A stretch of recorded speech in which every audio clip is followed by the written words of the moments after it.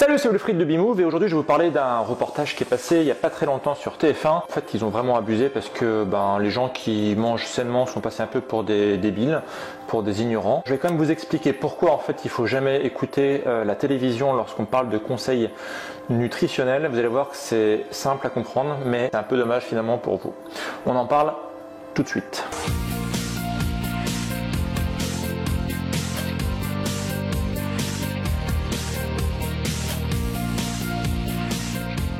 Alors donc il y avait un reportage il n'y a pas très longtemps sur TF1, le but du reportage était parler grosso modo des gens qui font attention à leur santé, qui mangent sainement, qui évitent de manger du gluten, qui évitent de manger du lactose. Finalement ça n'a pas été forcément très bon comme reportage pour différentes raisons. Tout d'abord c'est vrai qu'on a parlé typiquement des orthorexiques, c'est le terme à la mode. Et ce souci de la nourriture saine peut virer à l'obsession. Les scientifiques lui ont donné un nom, l'orthorexie. Finalement, ceux qui mangent sans gluten et ceux qui mangent sans lactose, c'est une mode en fait tout simplement. 2 à 15% de la population est intolérante au lactose et 1% seulement au gluten.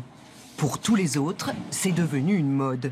Et voire pire, au-delà d'être une mode, c'est carrément une lubie pour eux. C'est-à-dire que si jamais on fait attention à ce qu'on mange, on n'a pas forcément envie de manger de produits pas très sains, qui sont pas forcément optimisés pour le corps humain, c'est forcément quelque chose qui est une lubie. Et ça, c'est vraiment dommage parce que on sait très bien que à partir du moment où on fait attention à ce qu'on mange, oui, il faut faire attention, il faut se préoccuper un petit peu de son assiette. Et ça, pour beaucoup, c'est pas normal. Un nutritionniste excédé par ce qu'il appelle des lubies alimentaires. Alors là où TF1 a en plus mis la barre très haute en termes de mauvaise foi, c'est que pour eux en fait ils ont la sainte parole, c'est-à-dire qu'à partir du moment où les gens mangent du gluten et qu'ils ne sont pas intolérants, c'est forcément une mauvaise idée. Dans ce cours de diététique, il faut donc réapprendre aux gens à démêler le vrai du faux. Manger sans gluten améliore-t-il la digestion ? Faux. Cela ne présente aucun intérêt nutritionnel. Et idem pour le lactose, c'est pas nouveau pour eux. Ne pas boire de lait, c'est pas normal. Se priver totalement de laitage est-il conseillé ? Faux. Cela risque au contraire d'entraîner de lourdes ostéoporoses.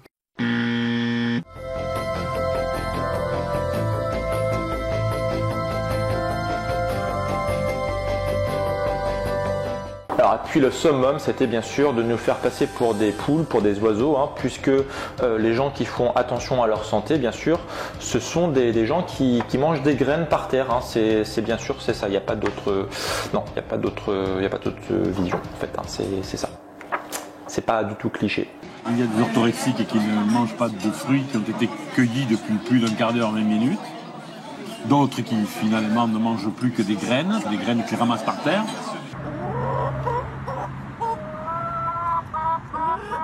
Alors, pourquoi en fait TF1 nous dit ça? Est-ce que finalement, en considérant tout ça, c'est pas normal?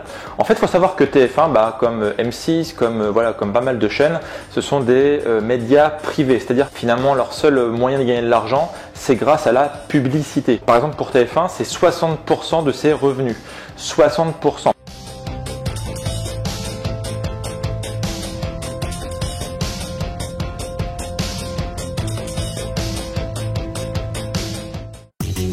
Pour qu'un message publicitaire soit perçu, il faut que le cerveau du téléspectateur soit disponible.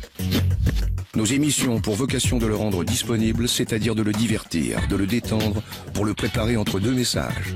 Ce que nous vendons à Coca-Cola, c'est du temps de cerveau humain disponible. Ça signifie que les annonceurs priment sur le téléspectateur. Mais attendez, c'est sûr que le métier de TF1, c'est avant tout de satisfaire ses clients, et ses clients sont ses annonceurs.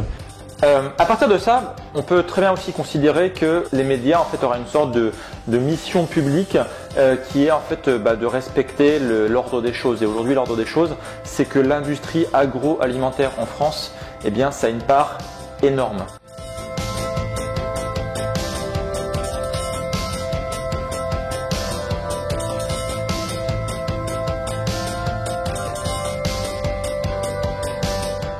Donc, si on a bien compris le principe, les grands médias gagnent de l'argent grâce aux pubs qui viennent principalement des grands acteurs économiques qui sont présents dans le monde de l'agroalimentaire.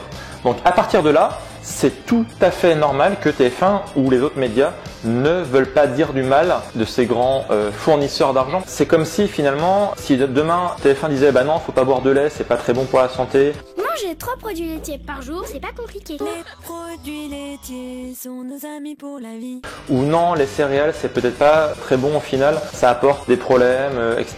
Un chocolat fondant sur de croustillants pétales de céréales avec du blé 100% complet. Eh bien, qu'est-ce qui se passe? TF1 se tire une balle dans le pied. C'est pas plus compliqué que ça. Si jamais TF1 disait demain ah bah non, arrêtez de boire du lait, Monsieur Lactel ne serait pas content et arrêterait de donner de l'argent à TF1, c'est aussi bête que ça. Donc il y a une règle fondamentale qu'il faut comprendre, c'est ne mords pas la main qui te nourrit. Si jamais vous avez compris ce principe-là, vous comprendrez pourquoi vous n'aurez jamais de bonne vision des choses, pourquoi vous n'aurez jamais un regard différent sur la nutrition des grands médias comme TF1, M6, etc. Et puis du coup, pour asseoir un peu le statu quo, pour rester très consensuel, eh bien ils invitent régulièrement des nutritionnistes, passent bien la télévision, c'est ce qu'on appelle des bons clients. On va en parler avec un diététicien star, un nutritionniste star et surtout un médecin. On est avec Jean-Michel Cohen. Salut Jean-Michel. Salut David. Ce sont des gens qui sont dans un stade relativement neutre, c'est-à-dire qu'ils ne vont pas dire du mal des gens qui payent en fait les chaînes de télévision. Ils vont rester en fait très très neutres et ils vont rester très consensuels. D'ailleurs, ils disent pas forcément que des choses intelligentes. Tout le monde sait que je connais bien l'alimentation, mais vous mangez du sucre dans tous les produits. Il n'y a aucune différence entre le fructose que vous consommez dans une pomme et le fructose que vous mangez dans un biscuit. Un conseil nutritionnel aux gamins qui préparent le bac ou qui préparent des examens, c'est la fin de l'année. Buvez du chocolat au lait. Le but, quand les nutritionnistes parlent sur les grands médias, c'est ne pas faire de vagues, c'est plaire à tout le monde, c'est ne pas remuer trop les cerveaux. Il faut rester sur quelque chose de consensuel. Buvez du lait, mangez des céréales, c'est très bon pour la santé. Tout ce qui se passe sur Internet, c'est finalement qu'une sorte de mode. Alors, quelle est la solution? Première étape, ne pas regarder les grands médias privés lorsqu'on veut comprendre un peu ce qui se passe, notamment au niveau de la nutrition. Comme j'expliquais, vous n'aurez jamais de vue objective sur ce sujet-là. Allez plutôt vers des médias indépendants, des médias qui ne dépendent absolument d'aucune source de financement externe. Regardez ce qu'écrivent les grands journalistes actuels dans le monde de la nutrition. Vous aurez ici vraiment une vue beaucoup plus objective, avec des enquêtes complètes, avec des chiffres, avec des références scientifiques. Voilà, c'est ce que je voulais partager avec vous aujourd'hui dans cette vidéo. Si ça vous a plu, n'hésitez pas à la partager et à la liker. Un petit pouce bleu, ça fait toujours plaisir. Et puis moi, je vous retrouve très bientôt pour de nouvelles aventures. Salut!